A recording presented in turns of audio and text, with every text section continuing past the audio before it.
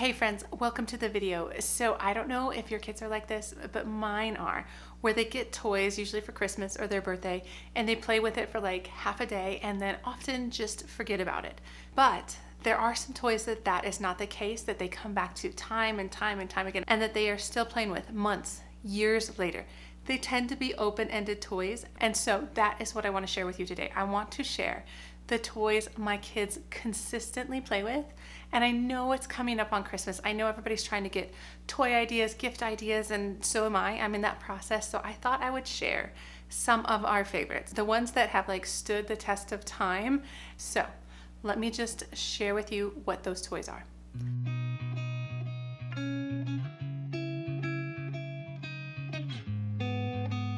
So hi, my name is Angie. Welcome to the channel, or welcome back if you have been coming for a while. So I typically make homeschool videos on this channel, and this is somewhat related because, like, let's be honest, as a homeschool mom, you also need to have some really good quality activities to keep everybody busy and to keep things going throughout the day. And so I have collected these activities throughout the years, and I definitely use them on the regular. So let me preface by saying my kids are 8, 7, 4, and 4. And so those are the ages I am working with. So let me just start sharing what we have, and they are in no particular order. And I'm sorry, I did not want to lug all the toys up here to show you. So I'm just gonna pop up some pictures, and I will include links down below so that you can go get these if you want to pick up some gifts for your kids or your nieces and nephews, whoever you want to do this for. So the first toy activity that I just love are plus blocks. I'll scoot over so I can put pictures up here. So plus blocks are fantastic. They just look like little puzzle pieces, but they are plastic and they fit really well together. And what I love about them is how versatile they are, how they can be used in so many different ways, and oftentimes to make really fun like 3D creations. And so I feel like this is one of those toys that kids can really get into and become really creative and lost in. And I often use these when I'm reading aloud to my kids because they're great like tactile things to have in their hands. So plus blocks. The next is Legos. Okay, I mean, I couldn't not say this. I have 3 boys and my kids love Legos. And so there's the standard Legos. My gosh, we have so many different sets, as well as just the box of Legos, which they can create whatever they want with. But I also have these ones that I got last year for my 4-year-olds. And these have been great. They're a great transition from like those Duplo blocks to Legos. And I cannot remember the brand, but I will put it up here and I will link it below. Like I said, these have been great. You guys, they're a perfect size, and they can definitely take the blocks and create different things with them. And I did buy 2 sets because I have twins. I have 2 4-year-olds. So it was nice to be able to kind of toss them all in one big bin, but we really like those. And I mean, Legos, hands down, one of the best toys ever. Next are puzzles, regular puzzles, as well as 3D puzzles.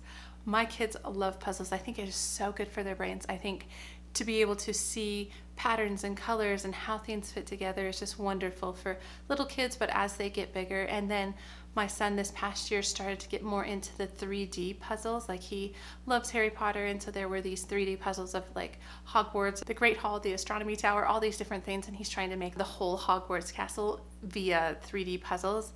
They're fantastic. So they were a little bit above his head because I think they're rated for like 14 plus, but he has such a good like little mechanical mind that he was able to figure them out, and they look great. So definitely keep that in mind. If you do have more of those 8 to 10-year-olds, they might be able to do it, but it just kind of depends on your kiddo. But I highly recommend them. He's constantly taking them apart and putting them back together, and taking them apart and putting them back together, which is what he does with his Lego sets as well. So love 3D puzzles and just puzzles in general.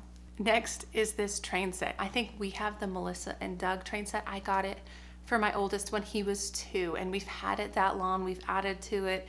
We've gotten little trains that you put batteries in, and my kids, they just love it. They'll come up with different patterns or different ways of setting it up, and I feel like they get so creative, and it's just really fun to see. So I love train sets. I feel like at this point, it's probably more of a toy for more my 4-year-olds than say my 8-year-old. But my 8-year-old will also get in there with them, so it definitely spans some ages. Next, Tinker toys, right guys? These are like ancient, or not ancient, they've been around forever, and there's a good reason. It's just, they are so fantastic. They're so much fun to put into different patterns and to be used in different ways. Like, my kids are constantly using them to like either make pretend weapons or pretend planes, and then all four of them kind of get in this big game that involves the Tinker toys. So these are just fantastic toys activities that just are very, very open-ended and very creative. And so I love that. And so for me, things that can be used outside of how they're normally supposed to be used really makes an activity even better. Say, like, for example, Lincoln Logs have not been as big of a hit for us, only because you can really kind of only use them in one way. And so that kind of limits their use. But they're still fun. Oh, another one we found last year, which I actually did bring up because I used it for the thumbnail, but these little toys, they're little brain flakes, I think they're called. They're fantastic. I got like a double set because I got them for my twins, and so now we have a ton. But it's really fun because they can just make these huge things. They can make flowers, they can make balls, they can make kind of all these different contraptions using these little brain flakes, and they kind of go all together in many different ways, and my kids just really enjoy those. And the other thing on my list, which I also have with me, are these games. So they're made by the brand Smart Games, and they're a lot of these kind of logic puzzles, and they are rated for different ages. Like I brought up the 4-year-old one, but we have a ton that are like 8+, 6+, and they're just different games where it's like try and solve the pathway to get Little Red Riding Hood to the house. And what's fun is they are using a lot of logic and problem solving, but it's with these fun little activities and games, so they don't even realize it's kind of educational as well as just a lot of fun. And so my kids love those, all of them. I feel like we have like maybe 5 of the different sets, and I will probably pick up some more this upcoming Christmas just because they've been such a hit for my kids. It's a consistent thing they play with, which I love. Okay, another one which is just a fan favorite. Everybody loves these. They're the Magnetiles or Magniforms. They're called different things, but again, they can be used in so many different ways. We have maybe 3 sets of them. Just help with the fact that a couple kids can play with them at the same time, which is just helpful because my kids are so close in age, but to have more of the tiles really helps out. And then their creativity can get even bigger. They can make these huge towers or these spread out houses and villages and things like that, which is just really fun. So we have always loved Magnetiles. We've had a number of different sets for a long time, so those still constantly get played with. Okay, as for a couple of games, so these are more board game, card game type things. We have 2 favorites, hands down favorites, played with all the time. The boxes are kind of in tatters because they play with these games so much. The first one is Sleeping Queens, and the second one is Dragonwood. You guys, these are so much fun.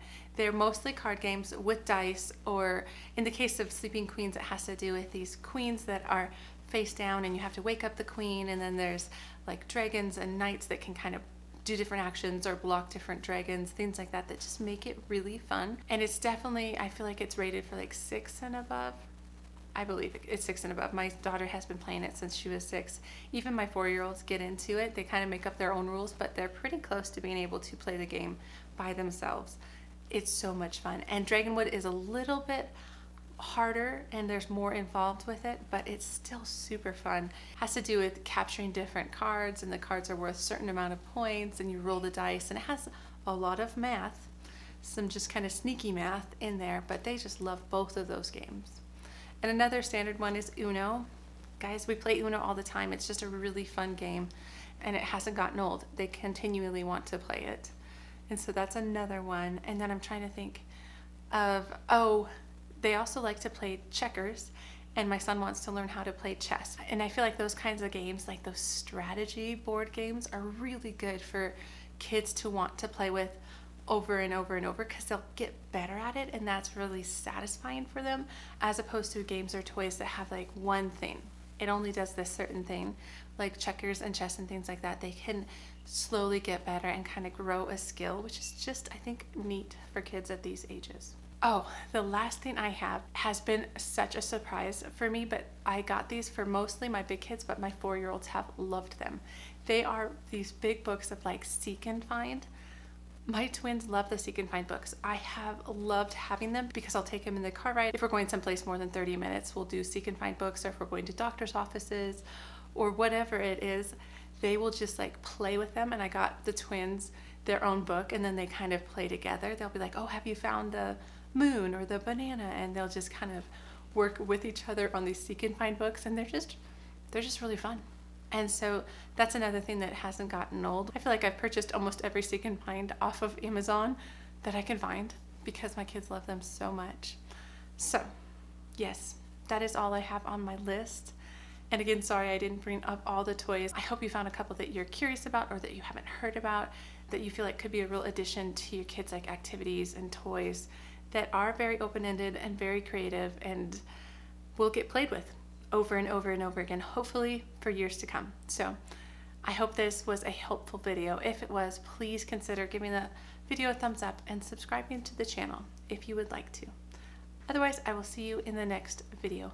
All right, take care.